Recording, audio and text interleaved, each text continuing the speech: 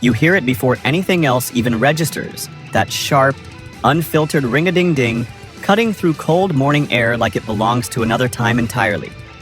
No digital polish, no cinematic enhancement, just mechanical rhythm bouncing through trees, over dirt, into memory itself. And suddenly, it doesn't feel like 2026 anymore. It feels like the 1970s again, when the Yamaha DT175 wasn't a concept sketch, a forum argument, or a nostalgic revival debate. It was simply a machine you trusted with your mistakes, your curiosity, and your courage. Lightweight, loud in the most honest way, slightly unpredictable, but always alive. A bike that didn't care who you were, only how far you were willing to go. Burnt two-stroke oil in the air, mud caked on boots and swing arm, the faint metallic smell of heat cycles and hard riding, and that feeling that every trail beyond the next bend was a decision, not a destination. That's why the 2026 DT175 conversation has exploded far beyond typical motorcycle hype. Because this isn't just about bringing back a model. It's about trying to recover a riding philosophy that modern machines slowly engineered out of existence. But reality always interrupts nostalgia. Across enthusiast communities, especially in Acer rider discussions, the 2026 concept renders have sparked equal parts excitement and frustration. Not because people don't want it, but because they refuse to see it done wrong. Let's start with the most immediate issue: mechanical credibility. The DT175 was never a design exercise. It was a functional object with a very specific identity.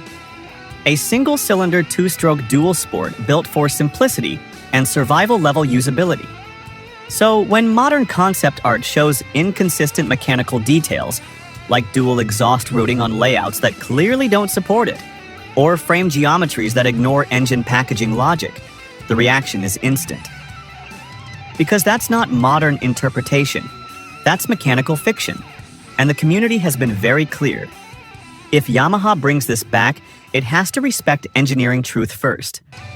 Everything else is secondary. No exaggerated styling, no AI-generated complexity. Just a machine that looks like it could actually be built and ridden without breaking its own logic. So, what should a real 2026 Yamaha DT175 actually be? Start with the engine. A single-cylinder platform, modernized with fuel injection. Not to erase the past, but to make it livable in the present. Cold starts that actually start.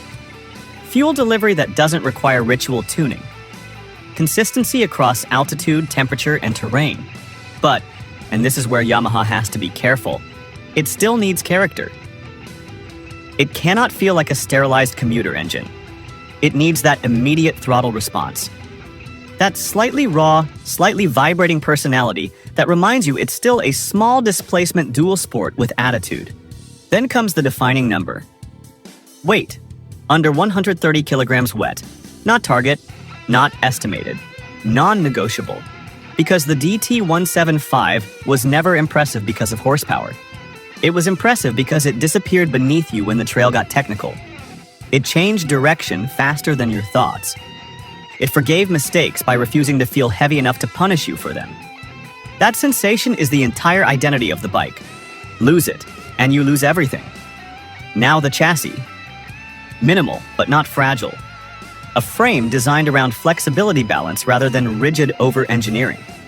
Suspension with long travel and real off-road compliance, not just marketing numbers.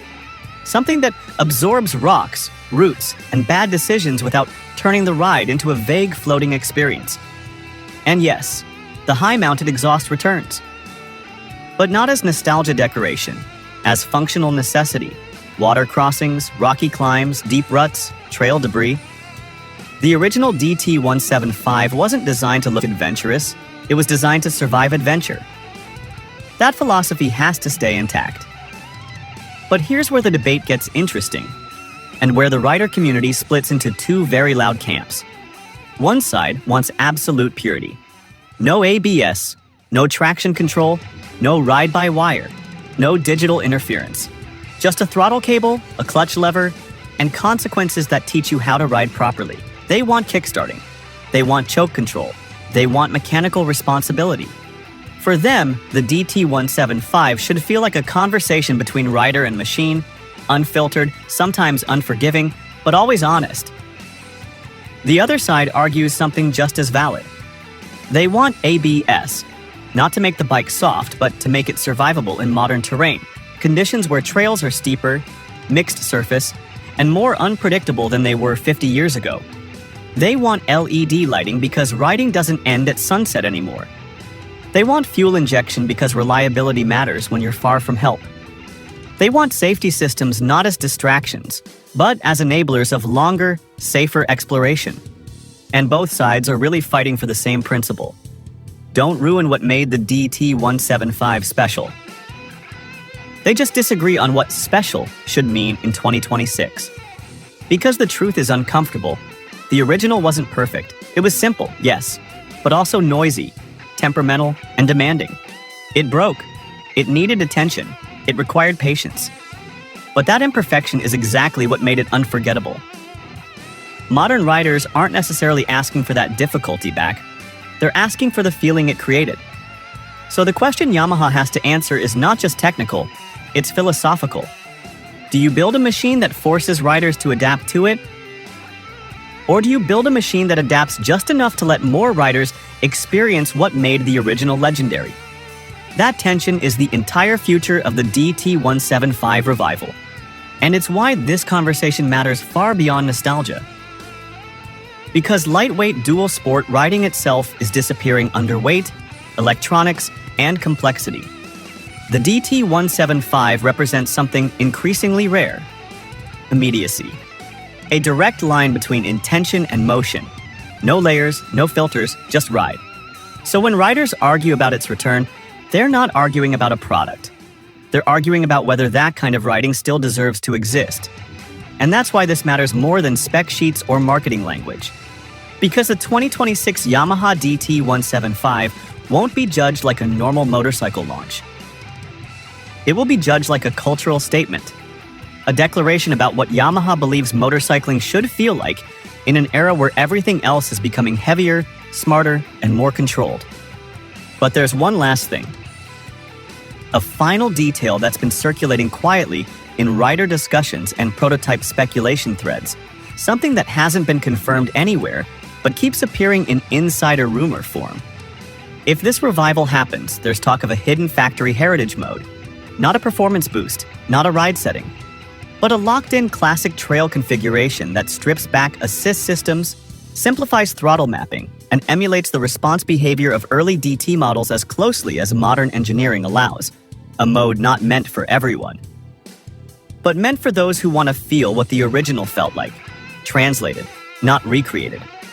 Now, that's still speculation, but it's the kind of idea that shows where Yamaha could take this if they truly understand what the DT name represents. And that's where you come in, because this isn't just a manufacturer decision anymore, it's a rider conversation. So here's the question. Should the 2026 DT175 stay pure and mechanical, even if it limits modern convenience?